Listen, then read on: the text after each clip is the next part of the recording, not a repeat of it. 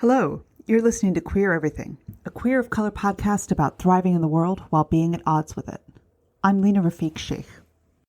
This is the second part of my interview with Dr. Mohammad Mertaban, a very publicly out gay Arab Muslim man who's also a father. If you haven't listened to part one, I encourage you to do so. He talks about his early awareness of being queer, his immersion in his religious community, feeling pressure to get married to a woman, and ultimately how he came to reconcile his faith with his queerness. In this episode, we talk about how he came out to his wife, to his immediate family, his children, and his religious community. We also talk about the joy of leaning into his authentic self and finding queer community, and the beautiful blended family configuration that he's a part of now. I have a lot of respect for Mo and the fierce, even defiant authenticity with which he lives his life, and for the fact that it was really hard won.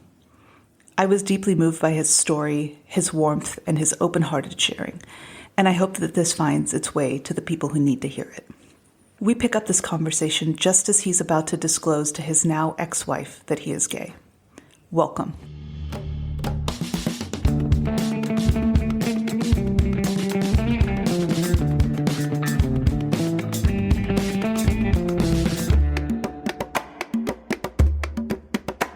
This was all in Vermont. This was all in Vermont, yeah. And then at this point, had you also told her, is it just the renegotiating of your relationship with religion and faith that you had disclosed to her, or had you told her that you thought you were gay? So at that point, it was purely a spiritual kind of rediscovery. Mm-hmm. And then, but during that couple of months, once that conversation happened about me still being Muslim, it was very easy for me to come out. And I was like, that's what I needed. I needed to just know that I can still be Muslim and be gay. And a month later, I came out to her. And, she was devastated. And so was I, because I think both of us knew what was coming. We tried a lot. We tried to figure out how we can salvage our relationship. Maybe we could stay in an open marriage, maybe we could just stay married, even though I was gay. And I don't know, we tried figuring out so many things to try to keep us together. But in the end, I think as time continued to move along over the next couple of months, we realized that divorce was just inevitable, and that our marital relationship would no longer continue and shouldn't, because the other big thing that I was thinking in my effort to kind of prioritize her life was, she's young and she's still beautiful and she's hot and she can still get married and have a very long, fruitful relationship with someone if she wanted, And so that was one of the reasons why I felt pretty strongly about, after coming out, I felt like it was important for us to just get a divorce. So we got a divorce, and I think at that point my sexuality took a seat back, because I was just dealing with the emotional turmoil of being divorced from my companion who I loved, and also the guilt of divorcing her, frankly, because in my mind, I'm like, I ruined her life for 10 years. And, if you talk to her, she would never say that, because she's an angel and she is so selfless and so kind and so wonderful, and would never ever, she understood why I did what I did. And not a single day did she ever ask me, why did you do this to me? And to me, that just represents such strength and character. And her ability to empathize with me was unlike anything I had ever seen. She became extremely empathetic, while also, I think both of us, it was just a hard position, because I was trying to come out and getting a divorce at the same time. She was going through a divorce and trying to support me at the same time, and I was trying to support her. I was just a lot. So we got a divorce, and and I knew at that point I was going to come out. And she encouraged me. And when I say come out, come out publicly. Okay. And but I wanted to do it methodically out of in a way to like at least preempt our families. Right. And so we talked about it for a long time, and we ended up deciding she was kind enough to be next to me at every single stage of me coming out. When it came out to my mom and my dad, she sat right next to me. When it came out to my siblings, she was next to me. When I came out to her family, she was next to me. So she stood and defended me. Despite us going through a divorce the entire time, she was still showing love. And my coming out to my family was not a walk in the park. I initially decided to come out to my sister first, my youngest sister, thinking that I would ease my way into coming out. And I thought my sister would have the most kind of like accepting reaction. Ironically, it went the polar opposite. She was so pissed off at me. And part of it was because she lived with my parents still. And she knew immediately, her mind went to my mom and my dad. And she knew that they were going to suffer from this and that she was going to have to see it. Okay. Which, yes, in that point, it was kind of about her. But I think the way I was coming out to my family was like, I wanted to come out to my family, but I truly value my family. I love my family. I love my siblings. I love my parents. And even though I was coming out to them, I still wanted a relationship with them. Growing up Arab, and Muslim, your family is your bloodline. And, my parents sacrificed a lot for me to come to the States. They sacrificed a lot for me to go to medical school. And, they're so proud of the person I've become today. But they have, I do vehemently disagree with how their like view on life and when it comes to religion and spirituality and specifically sexuality. But that being said, I still love them, So when I was coming out to my family, despite it kind of being about me, I was also willing to make it about them too. And sacrificing, even at that point, like some of my own happiness in coming out to making it easier for them to kind of swallow. So I came out to my sister, and then I came out to my brother. I came out to my other sister, and I came out to my mom. And then 6 months later, I came out to my dad. I won't go into details as to how each person reacted out of respect for my family. But what I will say is that it was not easy at all. And I think till this day, they don't know how I handled their reactions. I would, put up a very strong exterior in front of them. And then when, on my own would just like crumble, thinking that my relationship with my family was gone, thinking that my mom and dad were going to disown me. I even one point was like fearful for my own life. And my siblings put a lot of blame on me. So it was a very like torturous coming out. But despite all of that, I still wanted to proceed because I knew that I would rather live authentically and happy as an out person, knowing that the first 2 years of my coming out, or like the first period, was going to be hard. Like it wasn't, and it's not hard on anyone to come out. So, knowing that like my reward would be later now, like very thankful very happy. So then I came out to my ex's family, and ironically, they were all very supportive and happy and kind. Wow. Yeah. Okay. Wow. And I did not expect that from them. Wow. And I came out to a bunch of my friends in medical school, and not a single person in medical school said anything that made me feel self-conscious. They all knew my ex. They were friends with her. They knew my kids. They knew our family. We were like one of the only families in the entire class. And so everyone knew the medical student with kids, so people were very close and invested, and they were very, very kind. And when it came out, every single person just showed the most support, unconditional love. And I felt like I even became so much closer to people at that point. people I wasn't even that close to. Right. And then I felt like at one point, despite my family saying, you shouldn't do this, you shouldn't do this, you shouldn't do this, I really needed to. I wanted to tell everyone. And part of it was utilizing my position in the community, knowing that I had a pretty large sphere of influence. A lot of people knew me because of, what I did in the past and what I was involved with. And frankly, wanted to utilize my platform to be able to just say that being a gay Muslim is okay.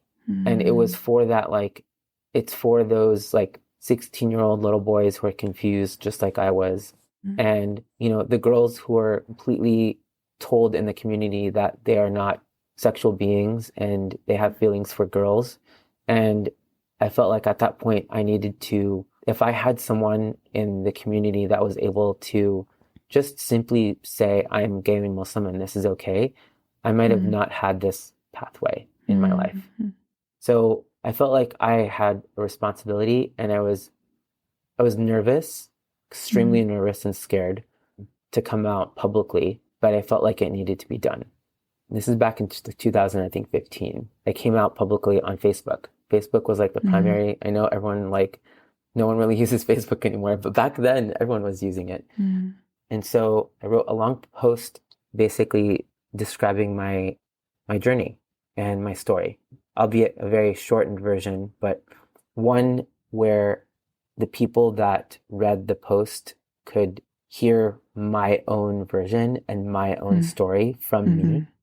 And what I hoped was that some would see my pathway as almost proof, this is real. Being gay is real. It is not a choice. Because the reason I say this is because in the Muslim community, there's tons of people in the Muslim community till this day that believe that being gay is a choice that you have.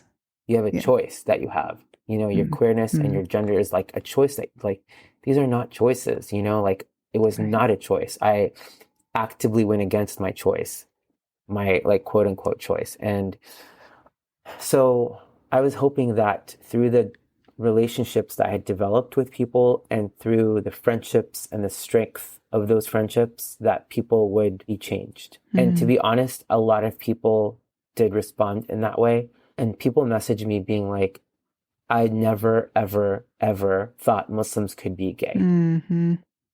These are American born, raised UCLA grads who interact with the world. In 2015, this is 8 years ago. So it's not even that long ago, who I didn't know Muslims could be gay. I didn't know Muslims were gay. And it just, I think, comes to show you what kind of rock people live under. But I would say the overwhelming majority of kind of responses I got were fairly positive and supportive, including those from Muslims. And the way I like to think about it is the naysayers, who I didn't really care, to be honest, about, just didn't respond and didn't say anything to me. There were some, for the next year, and till this day, sometimes I still get these messages. There were people that called me that I hadn't, heard from them in 8 or 9 or even 20 years, whatever, from college, who were like, oh, I heard you came out and I just wanted to remind you that Allah is watching, and that, very good, and that this is not the right path for you, and all of these kind of nasty things that. And my response to that was you are kind of preaching to the choir, right? Because I was there and I did this despite knowing all of that. So I'm not sure why you feel the need to come to me and tell me what you think I should be doing. The other thing, that another common response, was actually one of my best friends at that point. He told me that I abandoned my children and my family. And in my mind, I was doing the polar opposite. I was setting an example for my kids to be their authentic, true, unapologetic, good people selves, good selves. They didn't need to succumb to anyone else's power, and they needed to respect their own selves and to not have to not grow up with as much guilt and shame around their identities like I did. And so I would say those were the most hurtful comments when people would talk about me abandoning my ex-wife and my children. And I think some of the other hurtful things, like some people were like, I can't believe that you're a pediatrician that works with children. Oh, and, wow. Ugh, that's low. Very, very low. And these were Yeah. very, very close family members that said this. And people even commented on the fact that, your coming out will prevent your youngest sister from getting married because no other families want to be associated with your family because of you. And so, I look back at these things, and in the moment, I was just like, whatever, like brushing it off my shoulder because I was like a very strong, resilient person. And I knew that coming out, it was not going to be easy. A lot of my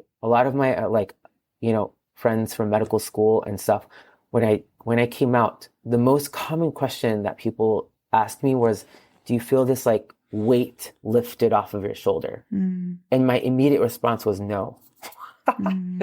Because when I came out, it wasn't like a lot of like people who come out to their families who grew up in the United States, like, oh, it's like rainbows and my son is gay and my daughter is a lesbian. Like it wasn't any of that. It was like me almost still closeted, still like I wasn't entirely fully out because I couldn't be myself in front of my own family members. Right. And I had to be closeted and kind of hide the new side of myself in front of all of my family.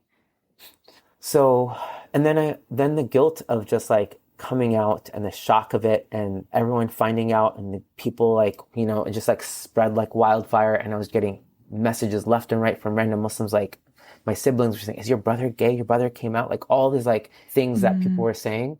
So once all of that kind of like dissipated, the shock was gone, then I started truly enjoying being gay. It took honestly like 3 years. It took being into residency before I started being comfortable in my own skin. So at what point did you connect with other queer people? In Vermont.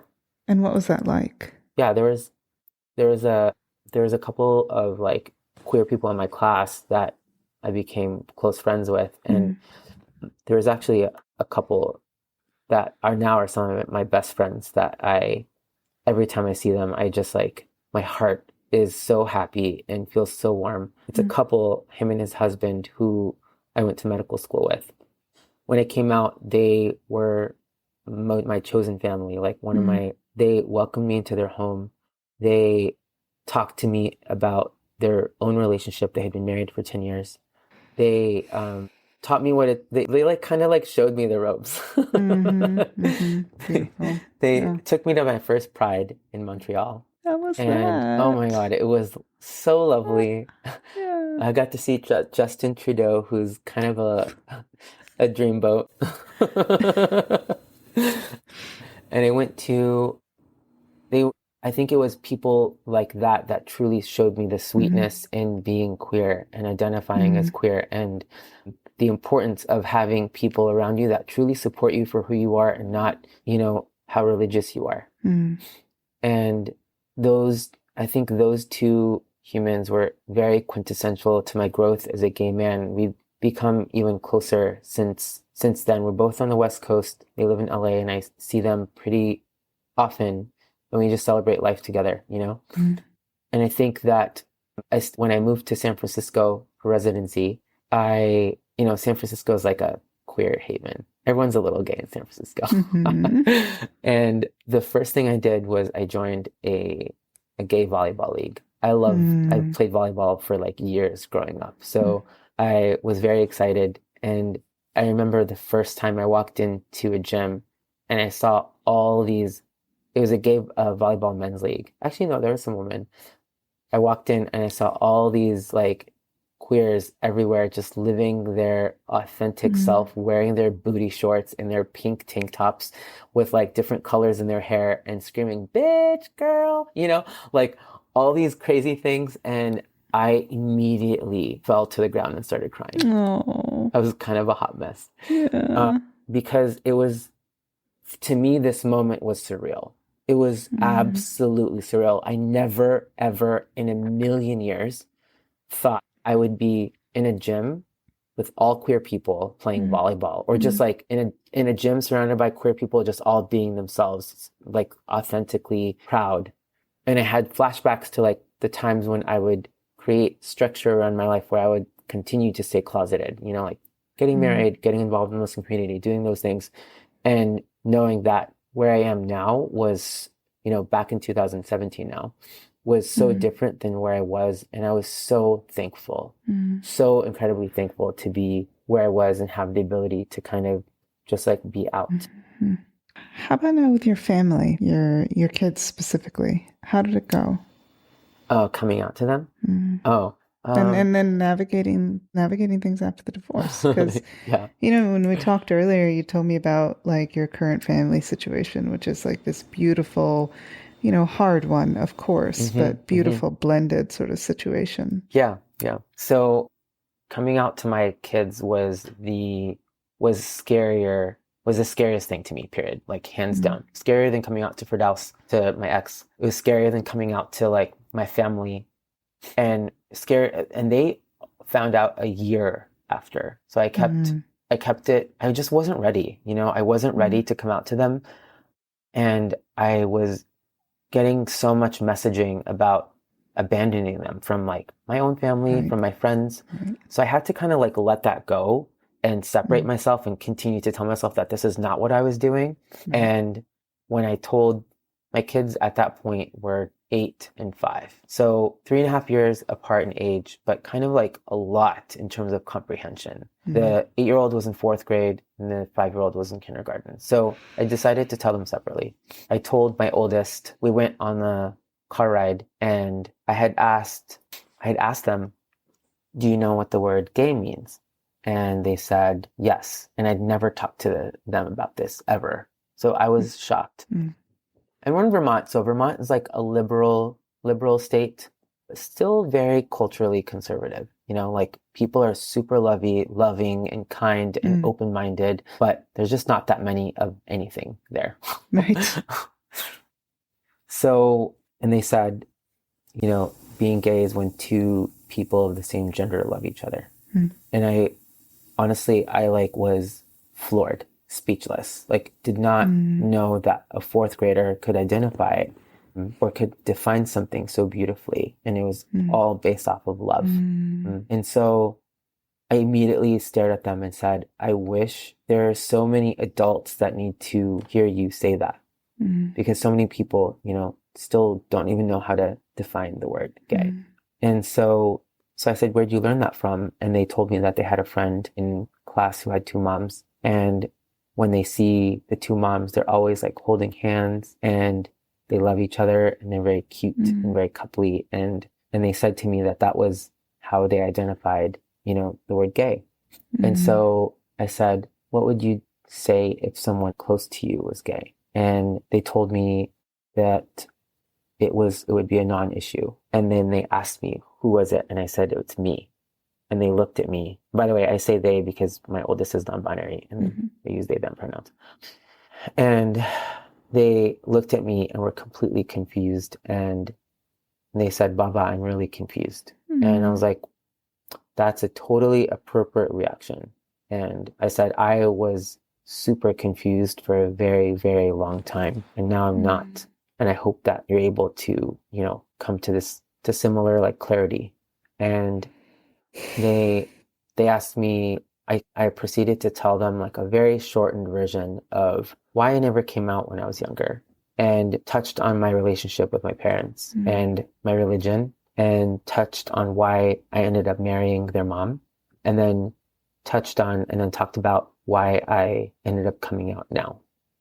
And they stared out the window for the longest time. And mind you, my oldest is like they're a lot better at expressing their emotion now. But when they were younger, they were kind of like a very even child, like never too happy, never too sad, super easygoing. But this is one time where I saw that they were clearly very confused. I spent a lot of time, by the way, reading blogs from different parents on how they came out to their children, specifically fathers.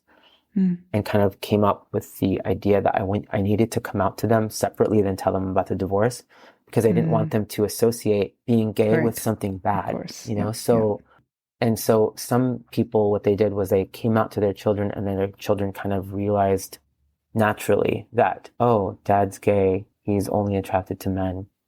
He's not attracted to mom. This relationship is going to end. Like some version of that type of thing. And that's kind of what happened with my oldest. So they immediately after that, after telling them that I was gay, and telling them my story, they took my hand and told me, Baba, I love you no matter who you love.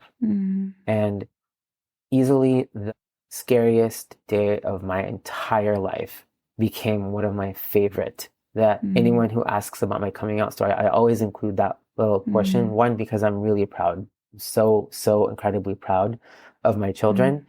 And two, because it is so simple to love that a child can do it. Right. You know, it's so simple to choose love that a child can do it. And that moment just made me feel so special. And so it even furthered my like pride in my own identity. The youngest one, she's a firecracker. She's we call her our spirited child, and she's still very, very spirited. But she had a different, you know, I just told her that I was gay because I didn't, you know, I had to explain to her what she was 5, you know, so she I think her understanding was a little bit more like primary and we used Moon's kind of my oldest child's definition to kind of like use that as the basis to explain it to her. And she was like, okay. And then a week later, 2 weeks later, we went to the Burlington Pride Parade. And all of us as a family, with my ex and the kids. And I was in medical school at that point, so I even wore my like white coat to go to the Pride Parade. And my youngest brought home like 20 flags, 20 like rainbow flags, and put them all over the house. And the next week was her birthday party. So her friends all came over and she wanted to keep the flags up. And she came in, showed her, you know, we had decorated, she went on like a floral theme. So we decorated the houses with flowers and stuff. And all her friends loved all the rainbow flags. And they were so excited about it. And they asked her, they were like, Amelie, where did you get all these flags? And her immediate response, she was like, oh, they're from my dad's gays. Oh, cute. He just thought all the gays belonged to me. Oh. Which is really funny. Only. Yeah. If only, yeah, exactly. So Cute. I think, and then the other big thing from Amelie was that when we moved to San Francisco, she went into 2nd grade and she had to write like a little autobiography about herself. And we went to an open house at her school and saw that for the first time ever, she had described our family, you know? Our family was her gay dad and her mom and her stepdad. And it was the first time I got to see my own child's pride in me and unapologetic kind of like self and determination in front of all her peers. And till this day, the kids, all their friends know I'm gay. They all call me queen. That's adorable. Yes. They're like, hello, queen, you know, so which I'm very happy to, you know, identify as. You answer to it. Yes, That's 100%. great. Snap, you know? And in terms of my relationship with their mom, me and her have become best friends, 100%, like without a doubt. She is someone I call and text every single day. Every single day. It's almost like not a complete day if I don't talk to Firdaus, and it feels weird when that doesn't happen. Her husband, she remarried this burly, beautiful Vermonter who moved to California and got married to her when we moved here. And they live about 10 minutes away from me.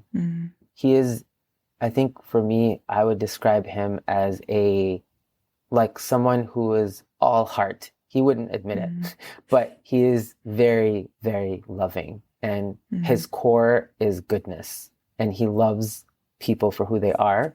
And when it comes to my sexuality, he is so incredibly supportive of my identity. And, you know, I love making him laugh and making gay jokes around him.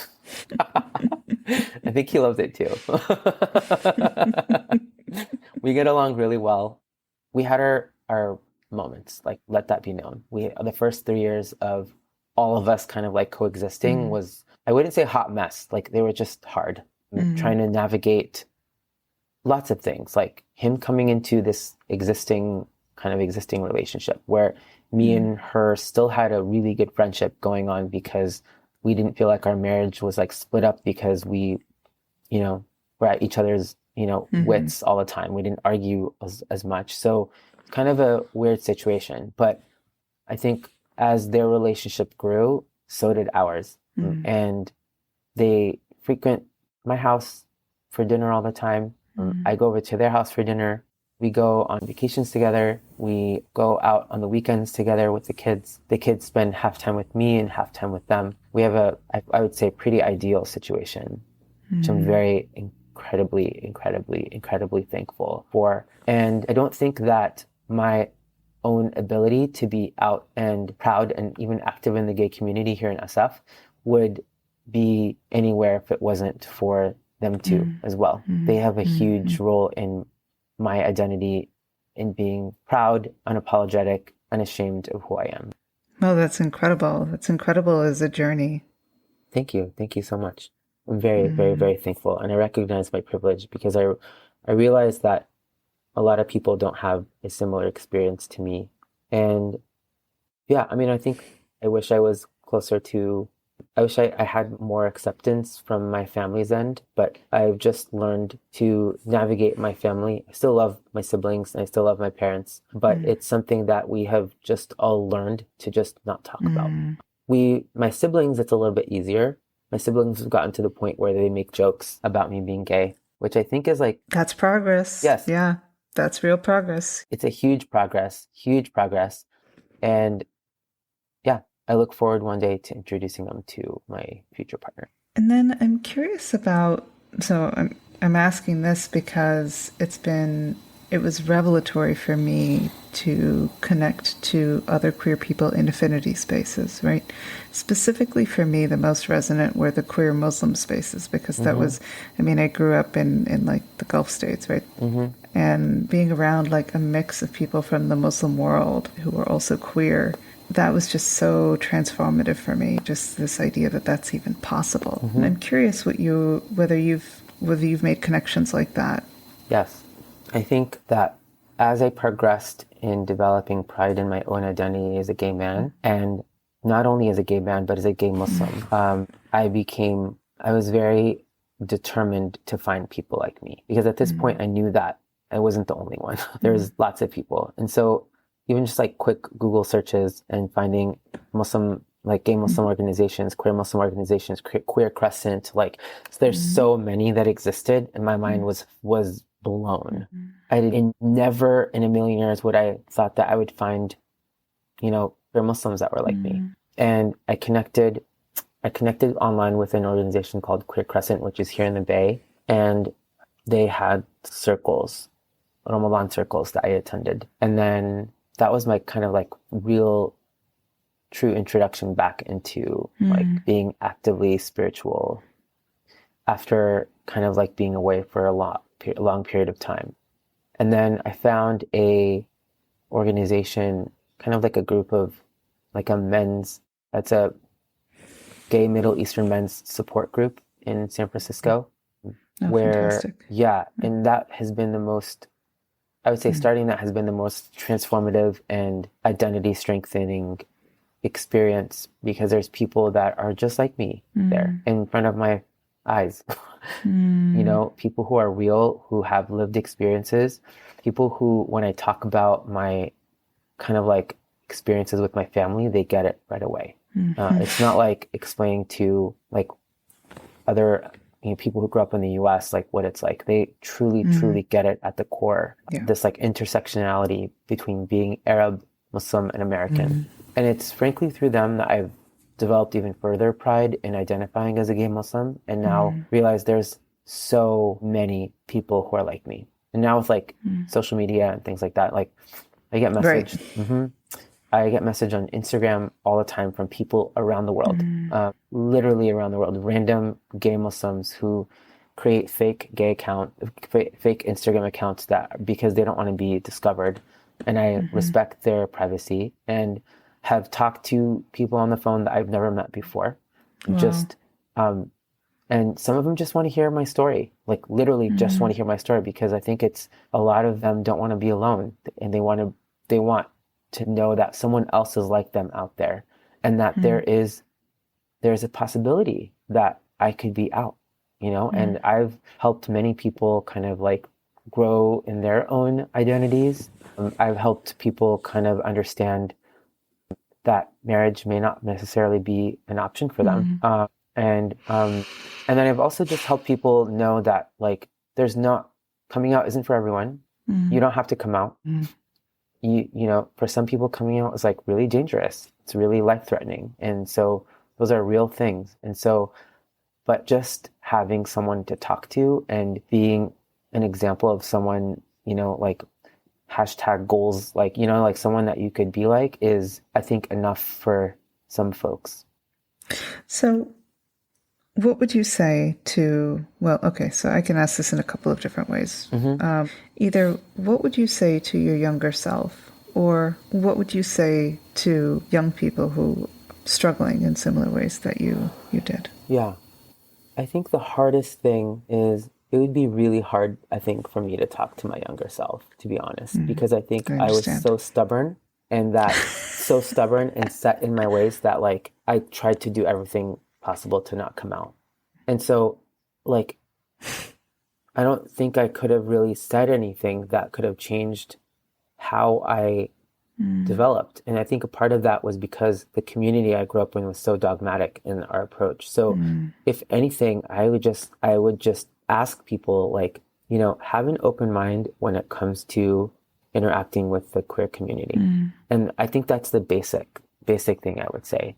A lot of people write gay Muslims off as like not real Muslims, and that they're just like picking and choosing what they think is right from the religion when everyone else does the same thing, But it's just delegitimizing their existence. And one thing, I would say is that, even if you don't agree with someone's whatever, you still owe them your sense of humanity. And I think that's the biggest thing, that I would just humanize yourself. And if there's a couple other things I could tell myself, is like, do not be ashamed, and do not carry the guilt that you carry, because there's no reason to, and things get better. I mean, they do get better. It's now a cliche, right? Yeah. And they do get better. They do get better. Yeah. That's really beautiful. Yeah, thank you for sharing that. A lot of what you said is gonna stay with me. Thank you very much.